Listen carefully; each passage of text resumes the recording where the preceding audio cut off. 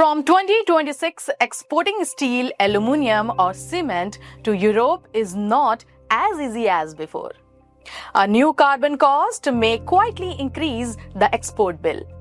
Many exporters still do not fully understand how this cost works or how much they may have to pay.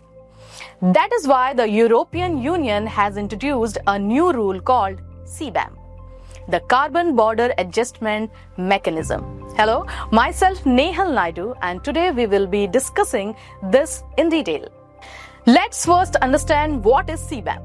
In simple terms, Cbam means exporters have to pay for the carbon emissions produced while making their products. It is based on one simple idea. If two products are sold in Europe, the product that causes more pollution will cost more. European producers already pay for their carbon emissions. Cbam applies the same rule to imports. So foreign suppliers do not get an unfair advantage. In simple terms, Cbam puts a carbon price on imports just like Europe does for its own industries. Now let's see what was the situation of Indian steel exports to EU right before Cbam implementation. India exported 3.46 million tons of steel to the EU in 2025, down 7% year-on-year, due to weak demand from the automotive and construction sectors in the EU. However, in November and December 2025, EU buyers increased their imports, buying more in advance ahead of Cbam's full implementation. Now let's learn how Cbam cost is calculated. Suppose an Indian exporter is exporting 10,000 tons of steel to the EU under Cbam. Europe asks one simple question: how much carbon was released to make this steel? If emissions are higher, the Cbam cost will also be higher. The final Cbam will depend on four simple factors. First, quantity exported. Second, embedded emissions, means how much carbon is emitted per ton of steel. These emissions must be properly measured, reported and verified. Third, EU carbon price, the carbon price set under the EU emissions trading system, which acts as Europeans' carbon benchmark. And fourth, carbon price already paid.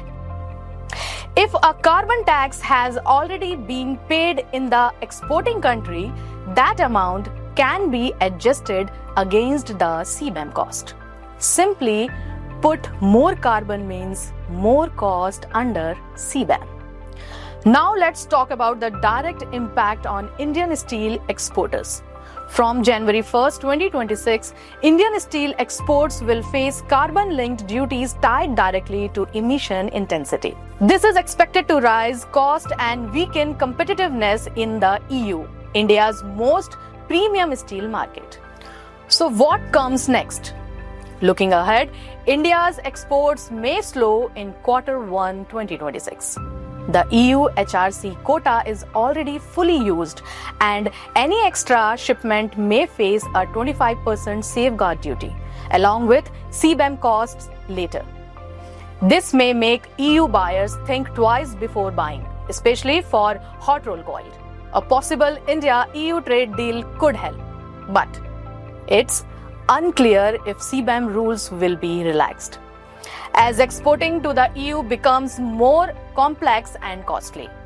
Indian mills are exploring alternative markets. For HRCs, markets like Vietnam and Nepal are attracting attention. More strict rules on Chinese steel may give Indian mills some pricing advantage. But these markets are much smaller than the EU and may not take all extra steel. Better domestic prices in Q1 could also keep mills focused on local sales. The bottom line, to put simply, Cbam cost depends on three things: how much you export, how polluting your production is, and Europe's carbon price. Higher emissions means higher cost, cleaner production means lower exposure. Cbam is not paperwork. It's not a customs duty, and it's not optional. Stay tuned, and for more such videos, like, share and subscribe BigMint.